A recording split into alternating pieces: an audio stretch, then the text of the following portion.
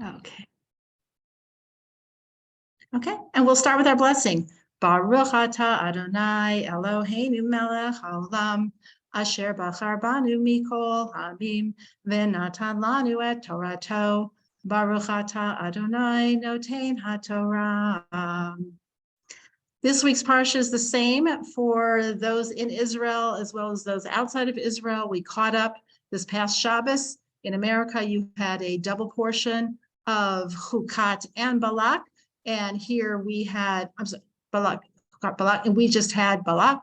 And now we're moving on to the parsha of Pinchas. So we are all together on the same page now. So the question had come up of like, why weren't we on the same page? And that happened because the way Pesach and the way Shavuot fell out, because Shavuot is a 2-day holiday outside the land of Israel. In the States and outside of Israel, the Torah reading for the second day of Shavuot, which was Shabbos, was the special Shavuot Torah reading. And in the land of Israel, we had already moved on to the next parsha. So that's how we got off. But now with the double parshas, now we're back in sync, which makes me feel much better. So this week we're in Parshat Pinchas, and I want to share 3 different ideas. One comes from a book that was Divrei Torah, on a book that was written by one of the people here in Mitzpeh Yericho, who is a rabbi who wrote like 4 books on the thoughts of Rav Kook. Just so anyway, I just wanted to share that. And also from Rabbi Moshe Wolfson. And I think that was it. So those were the places where things are coming from. But I wanted to start out with the very beginning of the parsha of Pinchas. This is it follows up from last week's parsha. Last week's parsha ended with a very upsetting scenario, the end of Parshat Balak. After Bilam was unsuccessful cursing the Jewish people, he basically asked Bilam for advice, like, what's going to be the downfall of the Jewish people? Like, how can I get them? And Bilam said, the only way you're going to really get them is if you can get them to sin. And the best sin that you can get them to commit is something involving with the women and using the women to tempt them and have them go off and become idol worshiping and doing all sorts of sexual immorality. It says, and their God hates immorality, so that's the way to go. So it's like, great, I'm on it. So that's what happens at the end. And it says that the Jewish men were enticed by the Moabite women. And then there was a man. So we're actually going to turn to the end of last week's parsha. And it's on page 875, or if you are in a Tanakh, it is chapter 25, verse 1. Israel settled in the Shittim, and the people began to commit harlotry with the daughters of Moab. They invited the people to the feast of their gods. The people ate and prostrated themselves to their gods. They became attached to Baal Peor. Baal Peor is a very especially disgusting idolatrous practice that had to do with defecating on the god. It was the worship of all things natural, like natural base instincts are to be celebrated. So that defecation was the name of the game. So really, really disgusting, and a lot of other things as well. And the Jewish people started doing that, the Jewish men. So Hashem, of course, is angered by that. And he sends a plague to the Jewish people, and the Jewish people are dying. And what happens is on verse 7, it says, Pinchas, son of Eleazar, son of Aaron the Kohen, saw. What did he see? A very specific situation. The specific situation that he saw was in the verse above, verse 6. Behold, a man of the children of Israel came and brought a Midianite woman near to his brothers in the sight of Moshe and in the sight of the entire assembly of the children of Israel, and they were weeping at the entrance of the tent of meeting. What it was he was doing, it says that he was cohabiting with this woman in front of the tent of meeting in full view of Moshe and the rest of the Jewish people. Pinchas, the son of Eleazar, he saw it, he stood up from amid the assembly, and he took a spear in his hand. He followed the man into the tent and pierced them both, the Israelite man and the woman, into her stomach, and the plague was halted from the children of Israel. Those who died by the plague were 24,000. So this wasn't just like a mild reaction. This was a huge problem. And had Pinchas not acted, the plague would have just continued. At some point, something would have happened.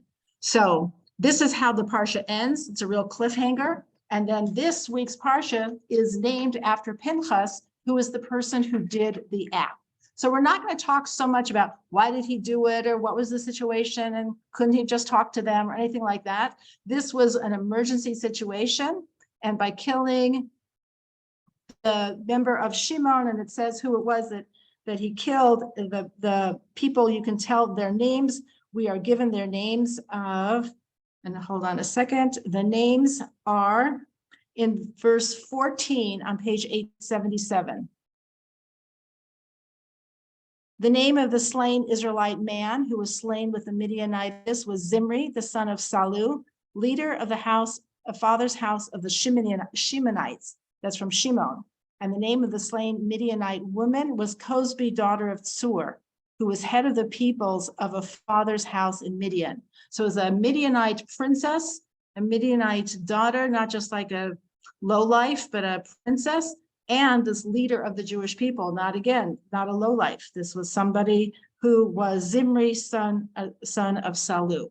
So what we want to know is about Pinchas, a certain aspect of him, what was going on with these men, and what was happening specifically with Zimri and with Cosbi, because it's not often that we're given the name of kind of like the villain woman. Okay, so what do we need to know? What do we want to know about Cosbi? Now, the direction we're going to go in is so deep and so mystically interesting and fascinating, in my opinion. So I hope you'll share the adventure as we dive into this. But I want to first start with Pinchas. Pinchas, if you turn, and I don't know if it's the same in all Chumashim, but if you have an art scroll for sure, if you look on page 876, or if you look at chapter 25, verse 10, we'll start verse 10 and 11, and it says, Hashem spoke to Moshe saying, Pinchas, the son of Eleazar, the son of Aaron, the Kohen, turned back my wrath from upon the children of Israel when he zealously avenged me among them, so I did not consume the children of Israel, etc. Therefore, behold, he's going to get a covenant of peace. Sometimes an act of violence is required in order to restore peace. So we would like to think that peaceful acts lead to peace. That is not always the case. Violent acts are often necessary to lead to peace, and that is what happened in this situation. But we want to understand about Pinchas. If you look in the Hebrew, at the beginning of verse 11, you'll see the name Pinchas. And if you're looking in the Hebrew, it's the 1, 2, 3, 4, the fifth word. If you count the hyphenated word as one, the fifth word on the top line, and it says Pinchas. You will notice his name is spelled Pei Yud Nun Chet Samech. But do you see that the Yud in Pinchas is tiny? There's a little tiny Yud. It's not the same size. How many people, you just raise your hand, how many have a small Yud for your Pinchas? Okay, Pinchas has a small Yud. Now, one of the things we know is that the letter Yud is already the smallest letter that there is in the Hebrew alphabet. It already is considered, first of all, the letter of God's name, the first letter of the Yud, Hey, and Vav, Hey name. But it's also considered like the Pintala little Yid, like this small little Yud, like this, the smallness, the humility is the letter Yud. But now on top of that, Pinchas has in his name here an extra small Yud, like just a little bit more than a dot. And that's how his name is spelled. Why is that? It says a beautiful lesson to come to teach that Pinchas says was a humble person. This was not a violent person. This wasn't somebody who was looking to be like a rabble rouser. This was a humble, small person who, wasn't anybody that significant. Not that everybody's significant, but nobody that significant in the story at that time.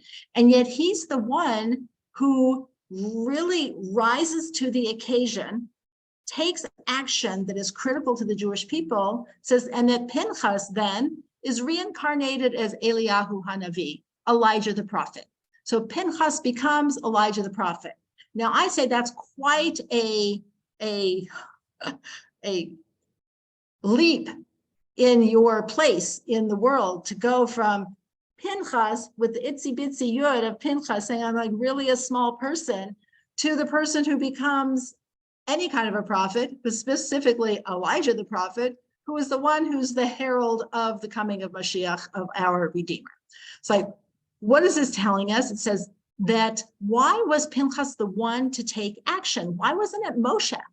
Moshe is the leader of the Jewish people. Did he insert himself? Did he say, Moshe, I'll take care of it? So no, he went to Moshe's like, you've got to do something. It says Hashem made Moshe forget the halacha of what to do and made the Sanhedrin, the 70 elders, kind of forget what to do in order to allow Pinchas to be the one to rise to the occasion.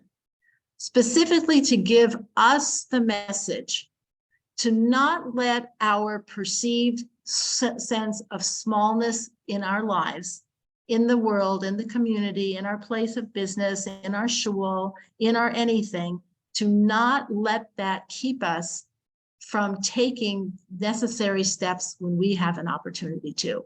So like in Pirkei Avot, it says, in a place where there is no man, meaning in the place where there is not a person who is acting and doing what needs to be done, you be that person.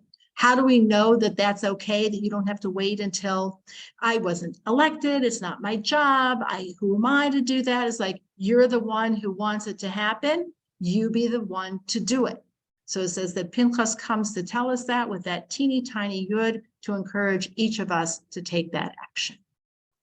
So that's how we understand Pinchas, and then he rises to such a lofty level that it's really kind of beyond comprehension. So this doesn't mean, swaggering in and saying, like I'm here to take care of things. But when there is something that needs to be done, we need to be that person. So whatever the situation is, because we always, people always talk about, well, they should be doing something, they should be doing something. It's like that day is look in the mirror. Rhoda, did you have a question? Yes, there's a star over the yud. What's the significance of that? The star is only to point out that it is a small yud. And if you look in the side, it says, and if you look in the margin on the right-hand side, next to that, you'll see the star. If you're in the if you're in the stone chumash, it says ze'ira, which is Aramaic for small. So it's just to point out that it is a small yud. Okay.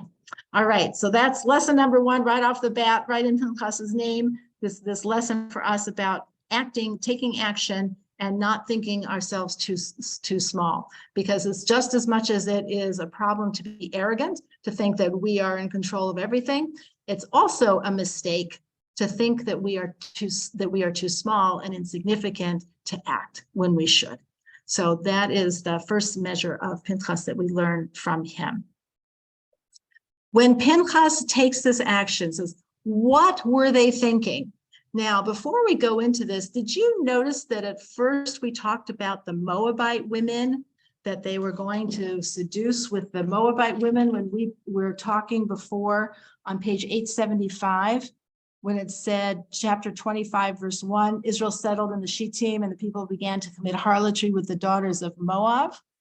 And then all of a sudden it starts changing and talking about Midianites. And the Midianites, it's like, I thought we were talking about the Moabites. So here's what happened is, who comes from Moab? Who's important that comes from Moab? I can see Helene saying it. I'm becoming a lip reader. Ruth. Yes. Ruth. Ruth Yes. Hamoaviyah. Yes, exactly, Dorothy. Ruth Hamoaviyah. Ruth the Moabite. Now, we think that we're the only ones who know Torah, but we have to appreciate and understand that we're not. That the surrounding people also knew Torah, and they understood and knew what was happening with the Jewish people, and there was a concern. So they knew, the surrounding nations, Balak, Bilam, knew that the ultimate redeemer of the Jewish people would come through Moab. Moab is a descendant of Lot. Lot is the nephew of Abraham. That's like the missing link, the final piece that connects the whole package. So the last thing that Balak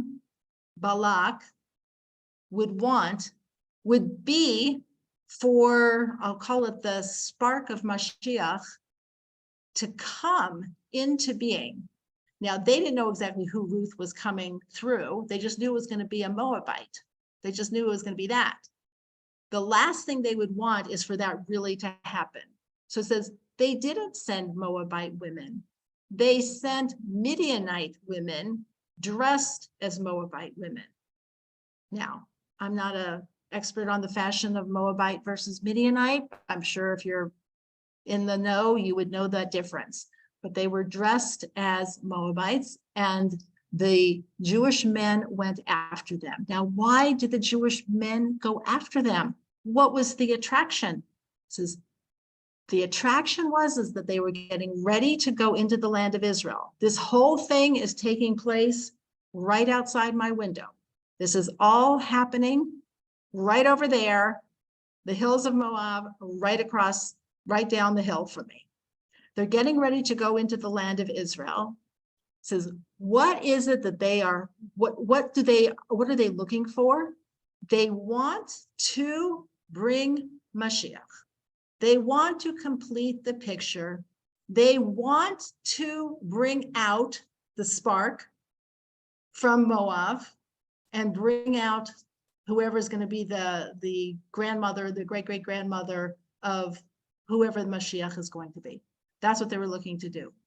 And this desire to be with them was overwhelming. Now, it was a huge mistake, and that's not how you get Mashiach here, is by doing the wrong thing like that. It says, but that was what they were looking to do.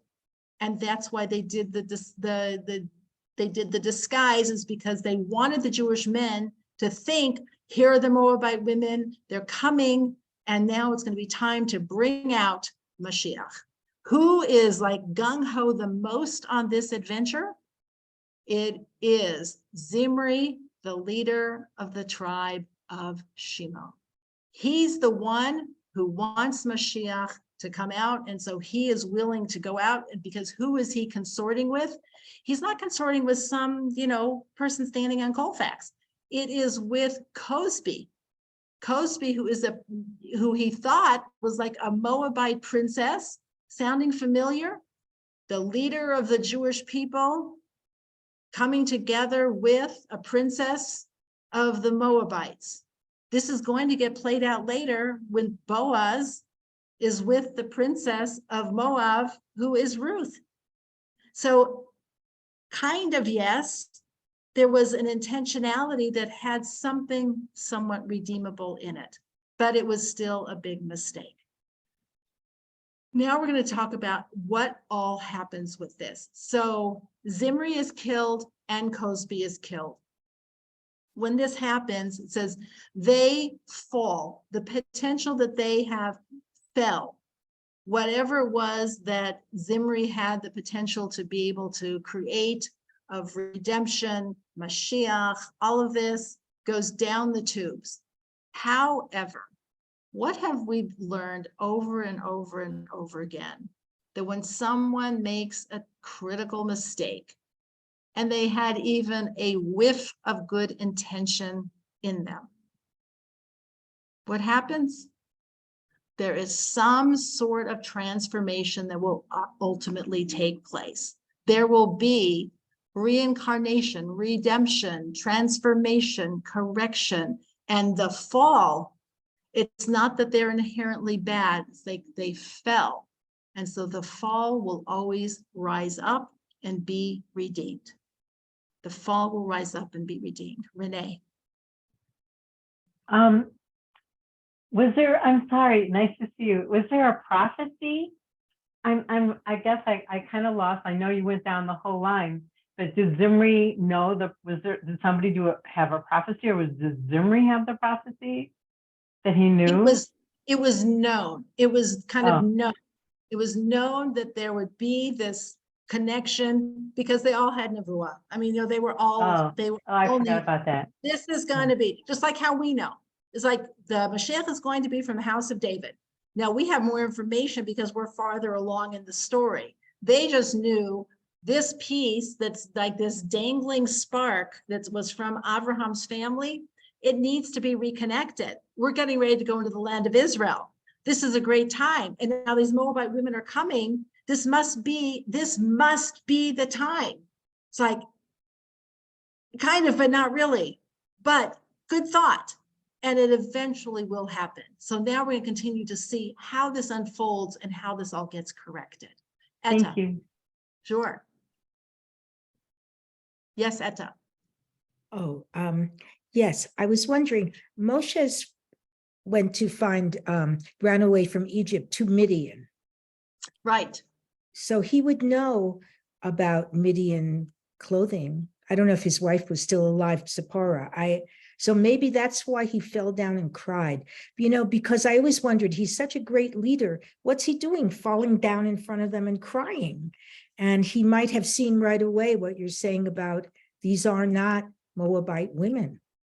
Maybe that's a very interesting point. Very interesting. I don't know. And I didn't read anything specifically about that. So I can't answer the question, but it's a great point. I don't know.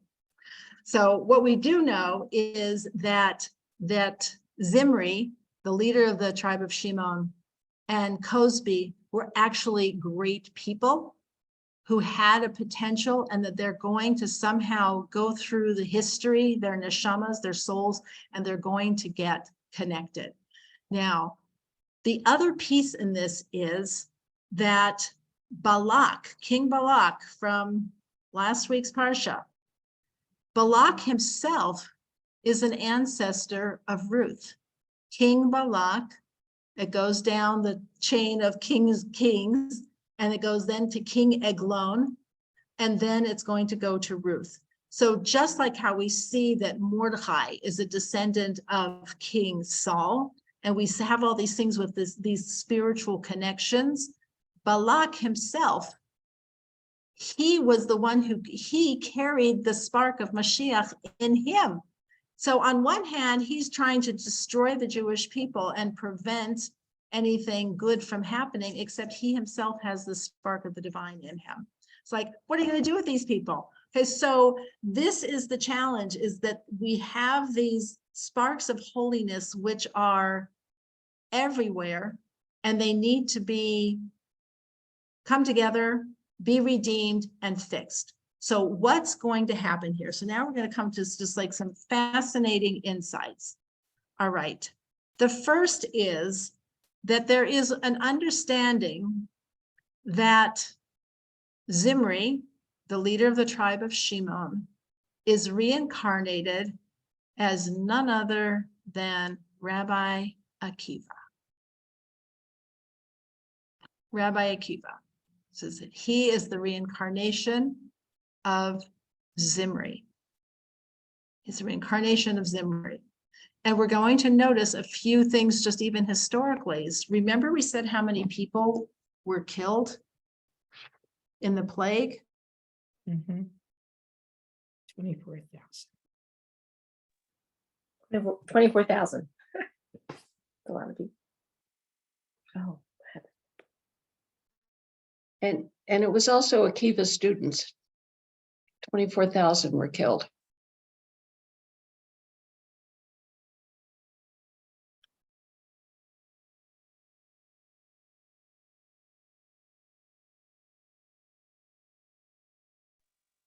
I think we lost her.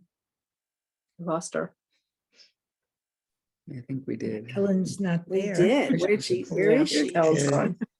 Oh dear. Okay, you hear me now? Yes. Okay, Yeah. sorry, I don't know what happened. It just, I put the, I don't know what happened. The chumash went in front of my face and the screen went dark. So I don't know, it's the power of what we're going to talk about just must have overwhelmed the system here. Okay, so how many people died in the plague before Pinchas acted? Go back the page. 24,000. 24,000. Does that number ring a bell? Yeah, Akiva lost 24,000 students. Exactly. 24,000 students of Rabbi Akiva. Says those 24,000 people who were killed in this event, because they had this something intention, they were great people. Says they were reincarnated as Rabbi Akiva's students. And who was in charge of this whole thing that was debacle that was going on? Zimri. And he's reincarnated as Rabbi Akiva. It's like, let's try this again. Let's try this again. So those 24,000 students are the reincarnation of these people who were killed at this time. Zimri is reincarnated as Rabbi Akiva. And then we have the other person who was Cosby. Cosby, who was this Midianite princess. Is she in the story? And the answer is yes. Who is she? It says Rabbi Akiva actually had two wives. One was named Rachel, and there's a wonderful book about her, Rachel, the wife of Rabbi Akiva. That's who we learn the most about. But he married someone else too. And I don't know, I couldn't find conclusive things about if it was after Rachel passed away, if he married somebody else, but who in the world did he marry? He married the daughter of Turnus Rufus. Turnus Rufus was an evil Roman ruler, but his daughter converted to Judaism and married Rabbi Akiva. Said she was the reincarnation of Cosby. That was then the correct way to go for conversion and marriage and something done in holiness, not grabbing somebody and going into the tent and doing things in an unethical, immoral, and non-holy way. So do we have any other hints other than the 24,000 that we can understand here? So here is, you probably have remembered this story. Do you remember the story about Rabbi Akiva? It's one of the common stories told about him, that he was walking with his, I don't know, fellow people, and they were devastated over the destruction of the temple. They're devastated over the destruction of the temple, and because there were foxes that were walking on the Temple Mount. And it's like, oh my gosh, it's so terrible. There are foxes walking in the Holy of where the Holy of Holies is. This is so terrible. And Rabbi Akiva is laughing. And they're saying, Akiva, why are you laughing? And he said, because there was a prophecy that foxes would walk on the Temple Mount. And there was also prophecy that in the future, the temple would be rebuilt. Now I know that the first part of the prophecy has come true. So now I know that the second part will as well. And it was specifically about the foxes. So why? I'm sorry? Did somebody ask a question? Okay. Specifically about the foxes. How did Rabbi Akiva's students respond when he said that? They said, Akiva nichamtanu, Akiva nichamtanu. Akiva, you have comforted us. Akiva, you have comforted us. He said it twice. So the first question is that just poetic? They said it twice. Is it no? They said it twice because there were two comforts. The comfort, nechama, means to reconsider how you see something. That's what real comfort is a something happens and it's very devastating and upset. Nechama means to reconsider and to see it from a different perspective. To see from a different perspective, and they said, Akiva, you have basically brought us to a different perspective, and that is the comfort, but it's comforted twice. Why two times? It says because there were two comforts. What was Rabbi Akiva saying? Why was he so glad to see, number one, that the prophecy happened, but specifically because it was a fox? So what's the word for fox in Hebrew? So the word for fox is shu'al, shu'al, shin vav, ayin lamed. A shu'al is a fox. Now we get into our spiritual mathematics here. The gematria of Shu'al, the fox, is 406. 406. That just happens to be the same gematria as Zimri ben Salu. Zimri, the person who led in the downfall. So when Rabbi Akiva sees the fox, what is he seeing? He's saying, I see my spark of who I started off as Zimri. And now I know that the tikkun is the repair is on its way to starting because the fox is in the place of the Holy of Holies. It's not just like, oh, I saw a fox. He was walking in the Holy of Holies. How does a particular fox get to the Holy of Holies? It's not like just some like random thing, like I was out on a hike and, you know, I saw a squirrel. This was like a fox was there on the Temple Mount, and Akiva was like, oh, the fox is on the Temple Mount. Zimri is on the Temple Mount. That's my spark. And now I see it's going to get corrected. We're on the way to correcting it. So the destruction, yes, but the destruction is also pointing because once something has been destroyed, kind of like the only way is up. It's like, I see we're going up. I can see that we're on the path up. So that is why it says that he was so happy to see a fox. Could have been a lion, it could have been a squirrel, it could have been a jackrabbit, could have been a snake, could have been anything, but he was so happy. So he said, oh no, I'm really happy to see this because that's what I'm looking to see. That was one of the nechamas. That was one of the comforts. Now the phrase itself, Akiva nechamtanu, Akiva, you have comforted us. That gematria is equal to 737. Akiva, you have comforted us is equal 737. And that is the same gematria as Kozbi bat Sur. So the woman who was involved with Zimri ben Salu, he is connected to the fox, and the comfort is connected to Kozbi bat Sur. Akiva nichamtanu, and I checked all the gematrias, it's not even off by half of anything. It's exactly. He was seeing the connection and the correction is going to come out of the very devastation. Instead of like, it's over and done, it's like, no, it's down and it fell, but it's not out, because this is all meant to be corrected and brought up to the highest level.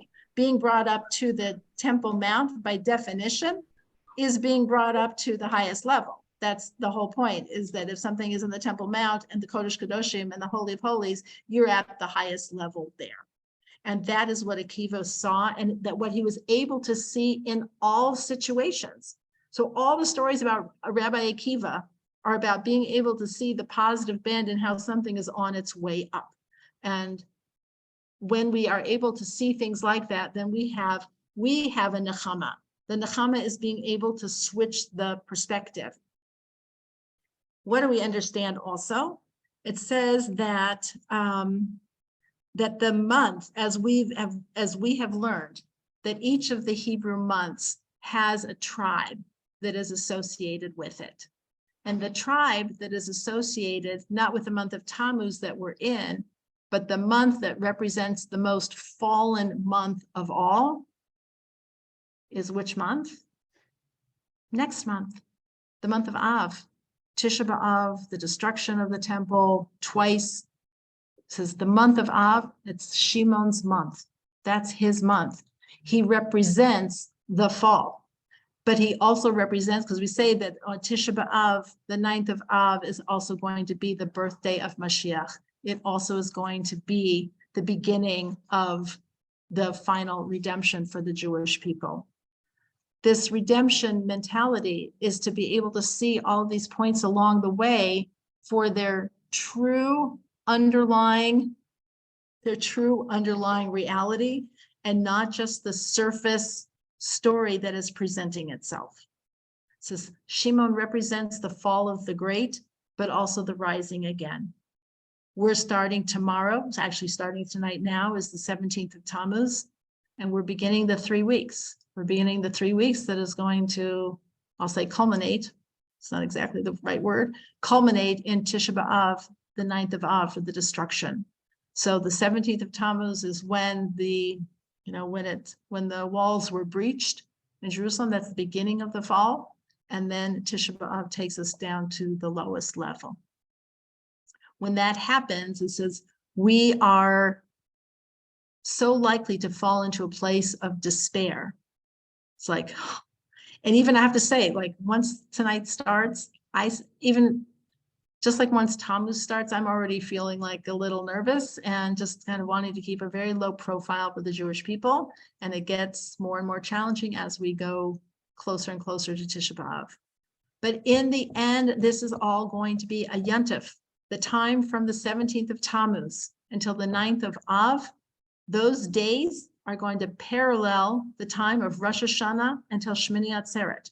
It's the exact same number of days, and in the end, those are going to be Yontifs.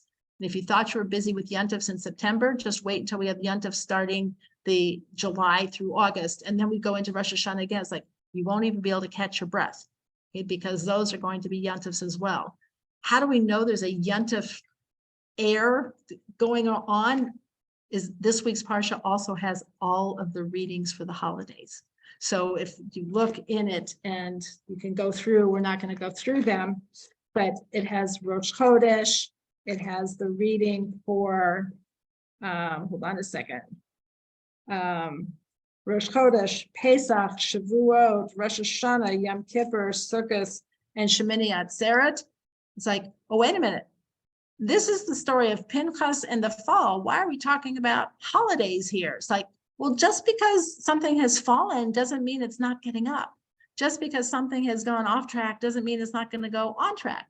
Just because something isn't working out and it looks like a total disaster doesn't mean that actually inside of it, hiding inside of it, is absolute redemption and greatness and something wonderful if we keep our eyes open. Rabbi Akiva had the ability to keep his eyes open and to see the redemption unfolding in each of these devastating situations. How much more so for each of us, that in all of the challenges that face us, whether it's health or finances or family or whatever it is, to not seal it and say, well, that was a disaster, that's terrible. It's like, don't be so quick to be able to say, Rabbi Akiva was like, oh, I can see that there's something here that can be redeemed. And it may not be redeemed right away, but it's in the process of being redeemed. Obviously, Shimon and his fall and the fall of Zimri as a representative of Shimon, that happened a long time ago. God's timeline is longer than ours. Our lifetime is a snapshot along the way. And so it's very hard to judge what something is because we don't know what it is because we're looking at it in a freeze frame and we don't always have the benefit of seeing the long term. Now, theoretically, we should have a better ability to do that because now we do have a lot of Jewish history behind us. And so we have seen how these things have worked and we've seen the process unfolding. So that should give us more faith and more encouragement and more confidence about how this is going at the large level, at the macro level, as well as at the micro level. The ability to live with the contradiction and the paradox of destructive forces as well as renewal forces is the epitome of the last point that we're going to talk about, which is the Rosh Chodesh offering, which is the Rosh Chodesh Torah reading is in this week's parsha also. So this week's parsha is the parsha that is most frequently read during the year because it is read every Rosh Chodesh, except for Rosh Hashanah. And then the Rosh Hashanah Torah reading is read. But every Rosh Chodesh, we turn back to Pinchas and we're going to read the Rosh Chodesh reading. So let's take a look at it here a moment. And hold on one second.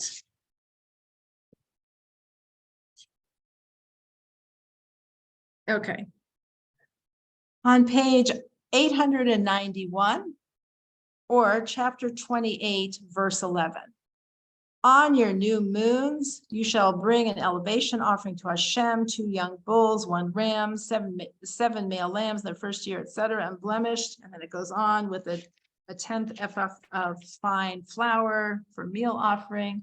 We want to jump down to the point of verse 15 on page 893, where it says, and 1 male of the goats for a sin offering to God.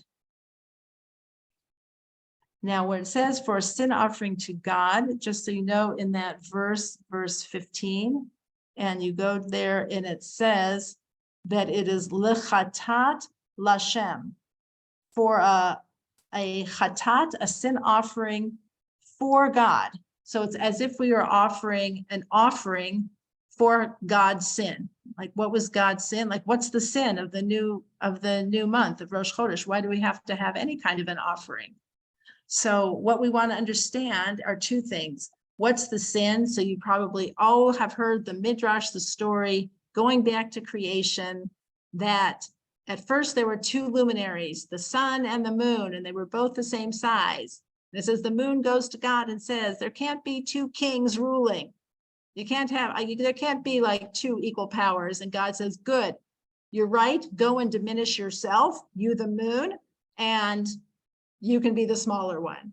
Like, it's not exactly what I had in mind. So it says that there is, so then the moon complained, like, why do I have to be little? Like, make the sun little. It's like, no, you're the one who's going to be little, but in the future, you will be big. You'll be restored. You will be restored. It says, the fact that God did that, if you want to call that, it says, it was a height. It was not that it was wrong, but it was still, I'll call it minimal. It was destructive in some way. To make something small that should be big is an act, we'll call it, of constriction. Let's call it a constriction, a reduction. It says that didn't just happen to the moon. It says all of creation was a restriction of God's presence and God's reality. In order for you and I and the physical world to exist, by definition, God's reality has to be constricted. It's called, in Kabbalistically, it's called tzimtzum. It has to be constricted so that we can be here. Like, okay, now we're here. What does that do? It's like, well, last time I looked, having people be created has caused a lot of problems. First of all, there's sickness, there's death, there's destruction, there's things that wear out, there's things that break, there's things that go wrong. Was that such a good idea? It's like, well, kind of. In order to have a world, we need that force to exist. Otherwise, it would just be God in eternity. So sometimes we say, like, why couldn't God just make everything like all work beautifully and seamlessly and smoothly? It's like, then that would not be called creation. The creation, by definition, is a limitation and a constriction. And that's really what God was saying to the moon. In order for this all to exist, there has to be a constriction. And on one hand, that introduces destruction into the equation. It says, what animal is associated with destruction? Now, you might think, I don't know what you would think, but in the Torah world, the animal that's associated with destruction is the goat. The goat is the animal that destroys, because when it grazes, it eats the leaves and it eats the roots and it wrecks up the soil. Like, well, thanks a lot. That was real helpful. So it says they are a destructive creature. And we know goats will eat anything. It's really funny seeing all the goats that are around here. It's really crazy. They will eat anything. They're on these barren hills eating, I don't even know what. I don't know if they're eating dust. I have no idea what they're eating. Like this, like, it's not like cows that are grazing in a field. They're eating like everything. Anyway, which is great. That's more power to them. But they represent the destructive force. And this is, and that's why it's called the sin offering of, like, God's sin offering, because I had to put in the goat into the picture. But at the same time, it's the Rosh Chodesh and it's all about renewal. And so we really have a sandwich here of destruction and renewal, which by definition is what it means, because destruction brings about, creates an opportunity for renewal. The moon that wanes is going to wax again. What was destroyed will be rebuilt. That which fell is going to come back. So it says, but we have to understand that it goes together. The goat is in the picture. And that's why it's part of the sin offering for God. Is like, yeah, had to put the goat in here. It's like, yeah, in order to have the world, we're going to have the goat.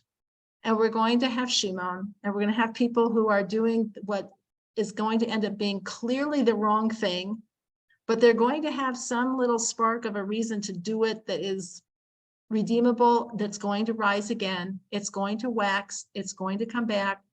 The worst month is going to turn into the best month. It's going to be a holiday, and we already acknowledge it as the beginning of a holiday, because on Tisha B'Av, normally as a fast day, we would recite one of the prayers in the morning called Tachanun, and it is not recited on Tisha B'Av, and it's not recited on the holidays, on the Yom Tov. So it says Tisha B'Av is going to be a Yontif. It's called the birthday of Mashiach. So it's like all the things that went down are going to come up. Personally, communally, for the entire world, the redemption will happen. So we see it starting with Shimon and his mistake. But again, we saw that with the gematrias, that when Rabbi Akiva sees that shual, that he sees the fox, that 406, it's like, there's Zimri ben Salu, 406. The redemption is starting.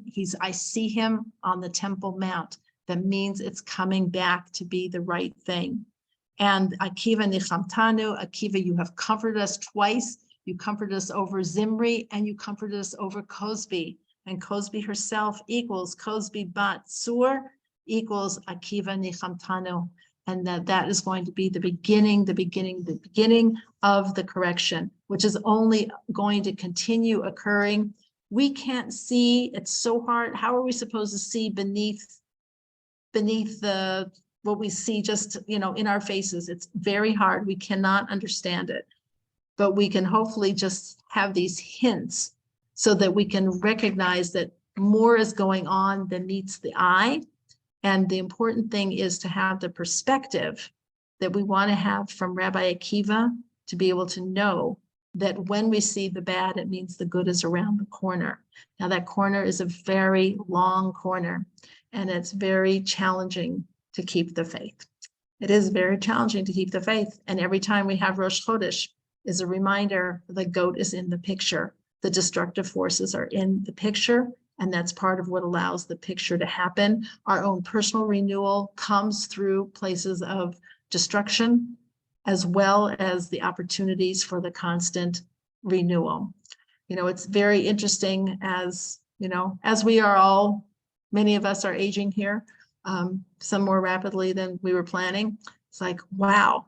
It's like, okay. I read something, actually it was just on Facebook. It said, in order to be old and wise, you had to be young and stupid first. It's like there is a process that goes on. It's like, okay, we're trading away some of the physical abilities, hopefully for clarity and wisdom.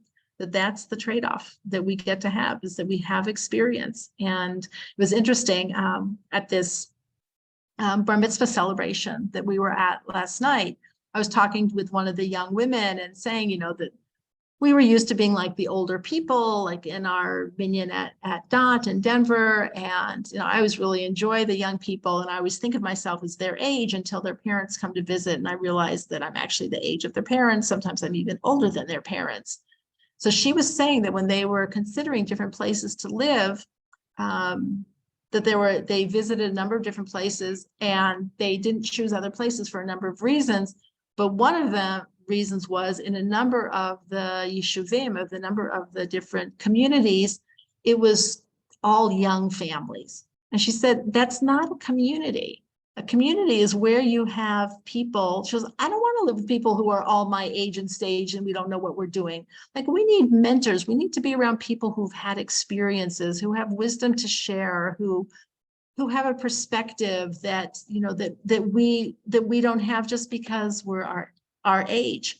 And I remember our son, when he was in yeshiva, one of the things the rabbis said to them was, don't ask your friends for advice about life. You know, what kind of pizza you want, where to get the best shawarma, go ask them. But if you want life wisdom, don't ask your peers. They're struggling with the same thing. They will not have wisdom for you. Ask somebody who is older and wiser to weigh in.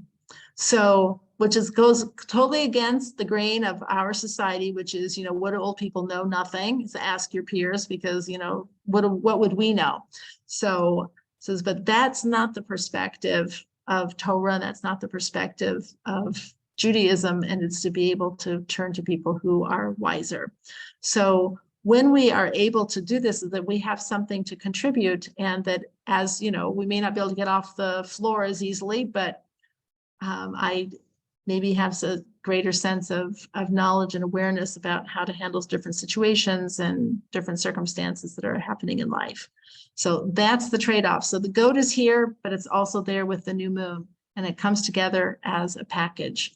Each of us is like Pinchas. We might be a little yud, a little teeny pintala yid in whatever circumstances we're in, but we all have incredible power to rise to very high levels, to be able to act, to do what's right, to do what's necessary, the right thing at the right time in the right way, in order to have an incredible impact on the people in our families, in our community, and that it ripples out into the whole world.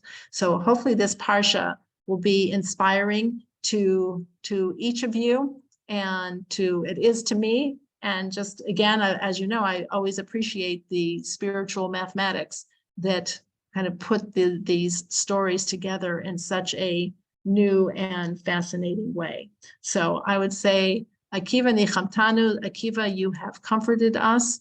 And as we know, he himself was murdered by the Romans. So it's not like his life also went so smoothly. And when Moshe Rabbeinu is shown the future, and he sees the end of Rabbi Akiva, it's like, he's like, how can this be? How can this happen? And he says, and Hashem says, quiet, or I will have to unravel the entire world. I'll have to unravel things back to creation. You cannot understand it when you are in the picture. It's too hard for us to understand. But we can have Rabbi Akiva's perspective and be comforted by it, and keep the faith and do what each of us can do in order to correct the course, redeem ourselves, redeem the Jewish people. This is the time, starting tonight especially, v'ahavta l'reacha kamocha, of loving each other as ourselves, and refraining from lashon hara, refraining from saying negative, true things about other people. For sure, we shouldn't say anything that's negative and false. That's a given all the time, but for sure, not negative, even true things about other people, other Jewish people, because it's the Jewish people whose fate is being weighed at this time. And as goes the Jewish people, so goes the rest of the world. So it is for everyone's benefit that we are trying to steady the ship and get things back on track. God willing, we can do it. For anybody who is observing, however you're observing, the 17th of Tammuz tomorrow, the fast starts in the morning. I'm actually not sure. You'll have to consult your local rabbi as far as what time it starts, but it's in the morning. So it doesn't start now. It's in the morning. It starts early, and then it's over at what would be Havdalah time, wherever you are living. So Renee. In Denver, it's 3:51 a.m. That's what time it starts? Early. That's early. Okay. So now, just so you know, if you have an intention that you want to eat beforehand, you can get up like at 2:30 and have something to eat or drink. Or you may just say, I would rather sleep. So that you can do also. So here in Mi-Tzion Yericho, it's probably going to be close to 100 degrees. My plan is to stay inside with air conditioning full blast. And I've heard that someone said that drinking grape juice the night before a fast is supposed to be very beneficial. Every year they come up with something. So I'm here drinking grape juice from the land of Israel with some Sprite, and hope that helps. So, All right, ladies, I hope you have a meaningful day. And as we launch these 3 weeks, to think about the fact that in the future, they have the potential to be a profound, exciting, thrilling, wonderful celebration and simcha. And it's in the power of each of us as individuals to do something about it. I hope we do what is in our power to do to make the most beneficial things happen and have true renewal. Thank you so much. Thank you. Thank you. Thank you. Anybody have any Thank you, questions? Ellen. Feel Thank free. you. Thanks. Welcome. Thank you. Good to see you. Thank you. You too. So Uh, Ellen, Yes, actually, kind of a couple things, maybe because I'm getting older too. But yes, the one thing that you talked about, that 24,000, there were Jews that died. Is that correct? The oh Jews yeah, died. they were, And then yes. with Rabbi Akiva losing 24,000 was his students, Jewish students. Why? Yes. I don't quite understand why that happened. If you were talking about redemption, you would think that these students would be redeemed, but they weren't. To me, they weren't redeemed. They were killed again. I don't quite understand that. I know. So they weren't killed, they died. Or they died. Okay. They So died. In fact, they said they died of a plague. Mm. They died of a plague. And that Okay. those are the ones they died between Pesach and Lag BaOmer. That's why we have were these not good people? I don't want to say bad because they were good people. That was the problem. It was in their power. It's like, you blew it again. You blew it again. You were the 24,000 and you were the ones we were counting on. If they would not have, and what did they do? It said that they didn't have enough respect. It's not like they were involved in brawls. They did Yeah, not okay. have enough So respect. there for was each still, there was still something going on that did whatever they did. We haven't Okay, fixed so- the problem. Yeah. But So they what haven't did fixed. Akiva do after those 24,000 people died? What would you or I do? It'd be like, I think I'm not really fit to be a teacher. I think I'm going to go retire, go to Boca. Oh, that's what I'm doing, going to Boca. So, but that's not what he did. He went, I was like, okay, we're starting over. Over again. Okay. Started over, So- and he started over with 5 students, and those Hmm. 5 students are the names that you know that are in the Talmud. That's Rabbi Shimon Bar Yochai. Those are, Oh, now I can't name all the people, but all the ones that we talk about, like on Pesach at the Seder, those are his new students. oh, okay. He starts over because Rabbi Akiva is all about, okay, well, that didn't go so well, so start over. He's always Okay. starting over. And I just Wow. find that so Yeah. inspiring. Yeah. I thought, Okay, start over. Yeah. I So thought those so a students, So a can I Hold couple, on just, one second. did Hold they, on one second. Helene, goes, Okay. and then Yeah. Dorothy. yeah, so did they, I thought those students were committing Lashon Hara. I thought that was what happened. So not necessarily, but it may have played out like that. It just said they did Okay. not have enough respect for each Okay. other. How Okay. that either they didn't give each other credit or they didn't appreciate. I'm not sure. There's also different opinions about what it was that they did, but it was something that they were at such a high level. So we know that when Right. someone's at a very high level, they're measured with, it's the Differently. opposite. In our secular world, when you're a very high level, you think you're above the law. In the Torah, when you're at a very high level and you have the potential to really do incredibly amazing things, you are held to the highest standard possible. Luckily, we're not held to that high of a standard, but they were. Helene, go ahead with the rest of your question. So then, and you kept talking about the spark in everyone. So are you saying that even these bad characters are all through Torah and ourselves, because we have to bring it forward to us, there is some goodness somewhere in them? And Yes. and yes. So okay. Yes. And then as a Jewish person, I do believe we believe in reincarnation, because you can certainly. Absolutely. That's what we're just Absolutely. talking about. All those people were reincarnations. So are we saying that because these are questions I'm asking myself as I get older, and what happens after we pass.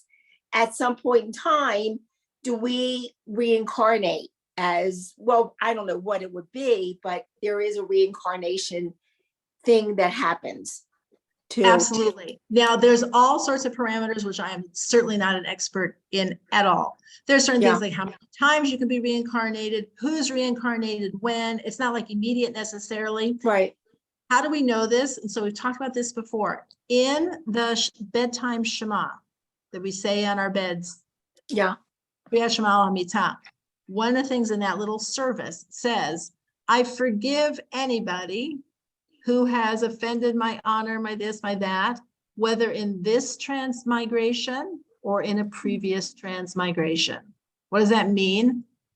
Maybe the reason I'm having issues with the person now is because I had an issue with them in a previous incarnation and it's carried forward. And that's why we're kind of at loggerheads together here. And I'm forgiving them. I want to correct, even if it's like from a previous lifetime. I want to forgive them because we need to move forward. So reincarnation isn't a given for anybody. It is a possibility. And there are many who say that we all are a reincarnation of the generation that left Egypt, that we, all that, and that's going to, because we're getting so close to the final redemption. The final redemption is for the first redemption from Egypt. So there's going to be a process of who's going to wants to be part of the project and who doesn't. So remember that there were 80% of the Jews did not come out of Egypt. They chose not to. So we kind of figured that. Andy, and then Patricia, and then Janice. Andy, yes. 24,000 came up 2 times. Right. Is there something that special about that number? And only that it's the same number. It's only that it's the same number. Exactly. And is that going to be, was that a prophecy of something to come? Good question. I don't know. Now, one of the things that is interesting is when it comes to Rabbi Akiva, those 24,000 are often described as 12,000 pairs. 12,000. So they were people who were chavrusas with each other, which meant that there was something wrong. Now, a chavrusa comes from the word chibur. A chibur is a connection. Like the connection, there was something that didn't connect. So why does God allow a plague to take them? It's like they were meant to be the foundation of the final thing. It's like when there's something wrong with the foundation of a building, you have to destroy it, because you can't say, oh, well, it's funny.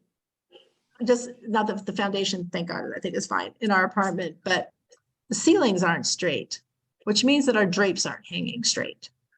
They're dragging on the floor on one side because it's not totally straight. So you cannot, this is not, nobody's life is depending on this. This is just okay, it'll be fixed. But you can't have a foundation that's off. And so when these connections are off, it's then we can't have it. We cannot have it. So it has to go away. It's okay, we're going to start over with a smaller group, kind of keep control here and do that. But as far as the question about the 24,000, not that I know of as far as what that number was, only that the number is repeated very specifically later. Okay, Patricia. Yes, thank you. Can you hear me? Yes. So I don't want to get too far afield in the reincarnation, but what occurs to me is we've talked about how the closer that you were to Torah, to the beginning, the smarter, the more wise you were. And the farther and farther away we get from our ancestors, right? We less, right? So it seems to be kind of almost counterintuitive that we would be reincarnated if we're not getting smarter. Do you know what I'm saying? Okay, so yes, I do. So here's the thing that's one thing's interesting. There's so much written about it. I'm not an expert on this at all. I'm not even whatever. On one hand, we have more challenges because we've been so far flung and we've been in exile for so long. The people who were in the desert and had Moshe and Miriam and Aaron and the clouds of glory Yeah. and the well or whatever's like, okay, but you had Yeah. everything. Not that, as we know, that doesn't make it a guarantee. But Yeah. we have been in exile. We have been in cultures and societies that have been oppressing us either with kindness or with disaster for thousands of years. So the truth is, the fact that we're all sitting here at all is a miracle, whether you know a lot of Torah or not. The fact that you are tuning into this and are learning Torah in 2023 after everything that you can tell about your own families of what people have gone through is a walking miracle. So don't discount yourself too much about where we're at. So it's true. We are very far from the Torah, but we have some other things that are like very like, it's like how people say, to people who are Baal Teshuvas, who were not raised observant. It's like, wow, like you had to choose it. You had to fight for it. You had to go against what your family said about it and what everybody else was saying about it. And all this stuff's like, yasher koach. It takes an incredible amount of fortitude to do that. You really had to swim upstream. That's incredible. So we have that going for us. So there can be a reincarnation in that way. So the other thing about reincarnation is we're not really looking to be reincarnated, because as we see from Rabbi Akiva's students, they didn't get it right. So it's like, you blew it, because reincarnated doesn't mean that you sail through. It means that you're going to have a whole new set of challenges and you might not do so well. So the shaman would really prefer to get it right and be done, and then just go bask in its reward and not have to come back. I mean, you know, you felt like when the teacher gave you in a paper bag, it's like, no, go back and do it again. It's like, can you just take it? I'll just take a C. I don't care. I just like want to be done with it. It's like, I don't want to have to do it again and return it and start over, because it comes with its own new pitfalls. So yes, it exists, but it's not necessarily something that we're looking and it's like, okay, so I'm gonna like mess around this incarnation. I'll just come back later and fix it. It's like, don't try that. Don't try that. So Janice. Hi. So how did Zimri merit to become Rabbi Akiva? If we know this one story about him. So it's interesting. He was so we have to also look back, and this was fascinating. I'm trying to remember who I read this from. Oh, I think this was also from Rabbi Wolfson. Zimri he was the leader. He was the Nasi. He was the leader of the tribe of Shimon. So it's like, why did Shimon do this? So do you remember Shimon from another story, the original Shimon, not the tribe Shimon? Do you remember Shimon and Levi? Is that Dina? Dina, you remember Dina? When Dina is taken by Shechem and Hamor, and Shimon and Levi are the ones that react, and they are into taking action. Now, the action they took, their father Jacob was like, "What are you doing? Like killing everybody in Shechem? You know, we're gonna be wiped out." Like, I understand what you're saying, but sometimes you can't always do just what you think, like, well, this is, and why should they treat our sister like a harlot? Why should they do that? It's like, good point, but we're a family of 12 and you just wiped out an entire town. So like, how's that good? You can be self-righteous, but at some point you have to also be practical. Shimon wasn't from the, let's think this through of like what we're doing here. Now, to Shimon's credit, it also says, and there's different stories, it says that when Dina came back and she was pregnant, she was impregnated, that she was like, no one's going to want to marry me. Now, you can say whatever you want to say, that's not fair, it's not right, it wasn't her fault, etc. Now, Judaism doesn't have honor killing. It's not like they're killing her. It's just like, I'm sorry, that's just kind of a problem on your shidduch resume. It's like, I was raped and taken by. So it says Shimon married her. Now you can say, why is her brother marrying her? But that's a whole other thing. So Shimon married her, And then he became the father of her child, the one who like raised her child. So what kind of person does that? That's a person who wants to make it right, like whatever it takes. Okay, so this becomes a quality that comes down in the tribe. And then we have the leader who descends from this child. It says, according to the Midrash, that Zimri is a descendant not just of the general, but he is a descendant, not one of Shimon's other children, but he is a descendant, because now there's different Midrashim. One says that Dinah had a girl and she's the one who becomes the wife of Yosef, right? Exactly, of Osnat. But there is another, and I don't know if she gave twins. I don't know anything about them, just that the Midrash says that she gave birth to a boy, and that boy goes down, and the descendant comes from that. Zimri comes from that. So that he wants to rectify a sexual act that was a sexual act that created him, which was done for the wrong reason. And now he's going to do it to bring about Mashiach and get it right, because he's going to be with a Moabite woman and he's going to redeem, and it's going to be Cosby, and we're going to get Melech HaMashiach, and this all gets fixed. Except that it didn't, because it was a Midianite, it wasn't a Moabite, it wasn't the right thing. He did it in the wrong thing with the wrong person in the wrong way. But what was her motivations? He was a very powerful, significant person. So it's not like, oh, this lowlife is like, having sex with this woman in front of Moshe is like so disgusting and awful. It's like, yes, but he was doing something he thought, this is going to be the answer here. It's very much more complicated than we can really fully appreciate. It's kind of interesting that Pinchas knew that it wasn't right. You know what I'm saying? Because you could. Yes. I don't know. Yes, you're absolutely right. In fact, it says there are midrashim that said that the angels were like, what's with Pinchas? Why is he stopping the creation of Mashiach? Why did he interfere? He doesn't know what he's doing.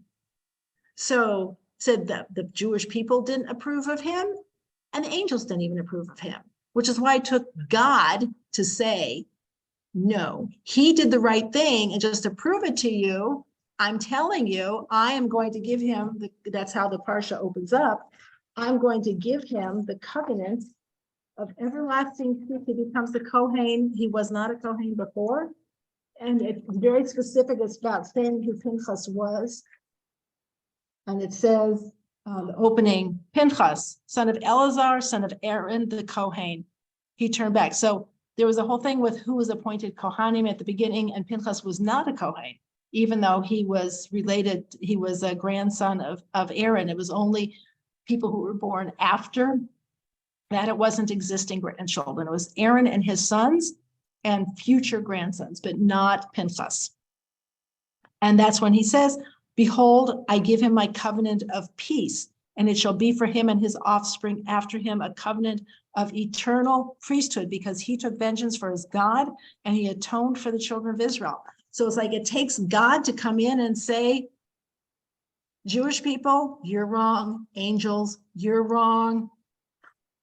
Cosby and Zimri, you're wrong. Tribe of Shimon, you've got it wrong.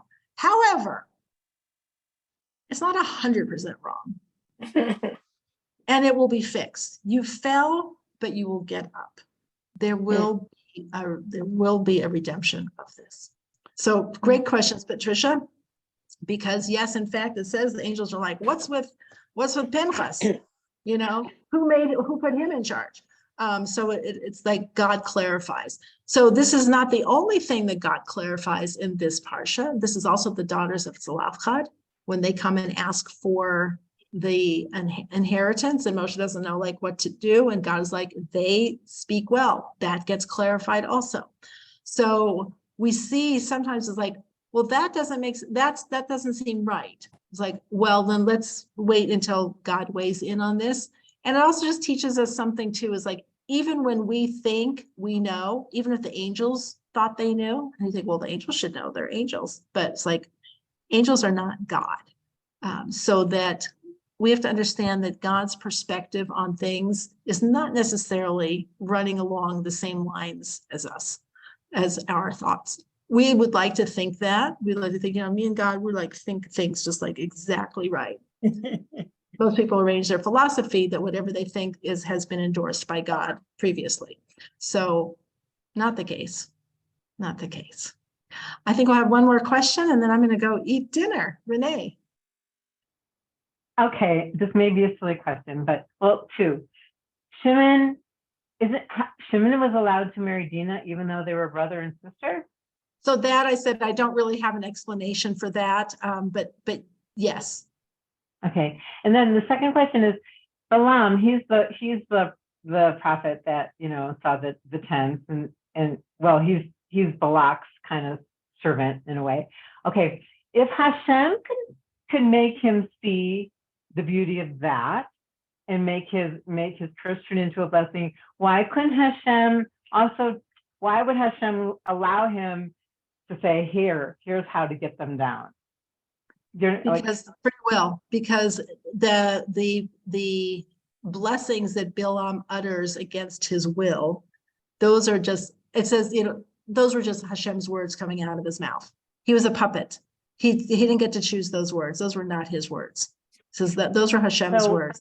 But we're not puppets normally. That is an anomaly. That has to be an anomaly. The rest of it has to play out. The rest of it has to play out with people making free will decisions. And they wanted to curse. In fact, it said that Balak, I'll tell you this last thing and then we'll go because this is also really fascinating. This was from last week's. Balak, as I told you, was, we understand that he was an ancestor of Ruth also. It says that Balak, you'd think he'd want to be like, wouldn't you want to be like the ancestor of Mashiach? But the hatred of Moab, okay, Balak was the king of Moab. The hatred of the Moabites for the Jewish people, which is so irrational because they should have been indebted to the Jewish people because they're descendants of Abraham, and Abraham saved Lot, who was their progenitor. It kind of reflects the world today. It's like, you should be really, not that we're looking to people kowtow to us, like, you should be really happy to be part of this story. He was not happy. So it says Balak did not want the Redeemer of the Jewish people to come out through him or through anybody else having to do with Moab. But the irony is that the spark of Mashiach was trapped within Balak himself. How do we see this? So one last gematria. So it says, if you take Balak's name, very easy spelling, Bet Lamed Kuf. If you spell out the names of those letters, if you spell out Bet and you spell it Bet Yud Taf, that's how you spell Bet. And Lamed is spelled Lamed Mem Daled. And Kuf is spelled Kuf Vav Fe. That's how you spell Kuf. If you take the letters which are called the concealed letters, the letters that you say but you don't see, that would be the Yud and the Taf from Bet, the Mem and the Daled from Lamed, and the Vav and the Fe from Kuf. If you take those letters and you take the gematria of those, it equals 540. What is that? It says that is the phrase from Tehillim, from King David. So this is actually from Korach. It says, V'habeit penei Mashiachecha, which means see the face of your Mashiach. Wow. That is Psalm, let me tell you, Psalm 84, verse 10. See the face of your Mashiach. It's like, so here's Balak is like, see the face of your Mashiach hidden inside Balak. And he's doing everything in his power to keep it from coming out because he doesn't want to do anything that would help the Jewish people. And so he's like, no, we have to destroy them. So even in his attempt to destroy, he still ends up fueling and contributing to what will eventually be the connection, because he ends up with the whole scenario of creating with the Midianite women of Cosbi and Zimri, which ends up being Rabbi Akiva. You have to laugh. you have see, this is a Rabbi Akiva perspective.